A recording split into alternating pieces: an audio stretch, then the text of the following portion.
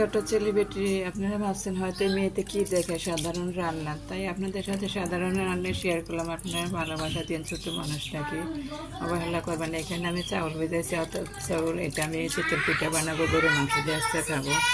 আর এখানে পোলার চাউল নিয়েছি, আড়াই পট পোলাও রান্না করবো, গরু মাংস দিয়ে পেঁপে দিয়ে আমার হাজব্যান্ডের পছন্দ করে, তাই আমি গরু মাংস রান্না করবো। এটা গুঁড়ো করে নিলাম, আস্ত দিলে ওনা করে রাখতে হয়।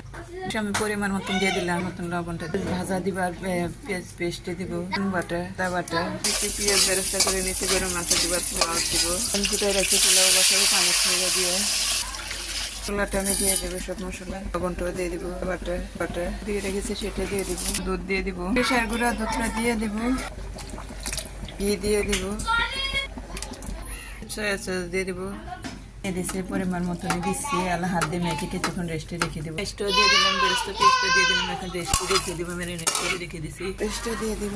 আর পোলাটা খুব সুন্দর হয়েছে, অনেক সুন্দর পারফেক্ট হয়েছে। এখন পেঁয়াজ বেরেস্তা দিয়ে দিব, করে রেখেছি গরম মাংসটা, এখন কষানো ভালোভাবে কষাতে দিব। তাকে সবজিটা দিয়ে দিলাম, পেঁপেটা আমি বোনা করে নেবো সিদ্ধ করে, সামান্য একটু জল দিয়ে দেবো, কারণ পিঠা দিয়ে খাবো, চিকন পিঠা বানাবো গরম মাংস দিয়ে।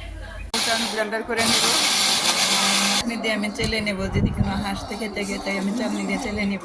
ভাত দিয়ে দিব, ভাতটা দিলে বলে পিঠাটা নরম হয়। আমি গরম পানি দিয়েও বানাই, আছে গরম পানি দিব না। মানে একটু হাঁস হয়েছে, এখন আমি পিঠাটা বানাই নিব। পিঠাগুলো রান্না করা হয়ে গেছে, পোনাটা করা হয়ে গেছে, রান্না করা। যে আজকে আমাদের দুপুরের বিকেলের খানা এলাইছে চিতল পিঠা আর গরুর মাংস দিয়ে আমরা সবাই আজকে নাস্তা করবো। আজ এই পর্যন্ত, কি ভালো লাগলে শেয়ার করেন, লাইক করেন। এই ছোট আপুটাকে বেশি বেশি করে ভালোবাসা দিবেন। আজ আসসালামু আলাইকুম।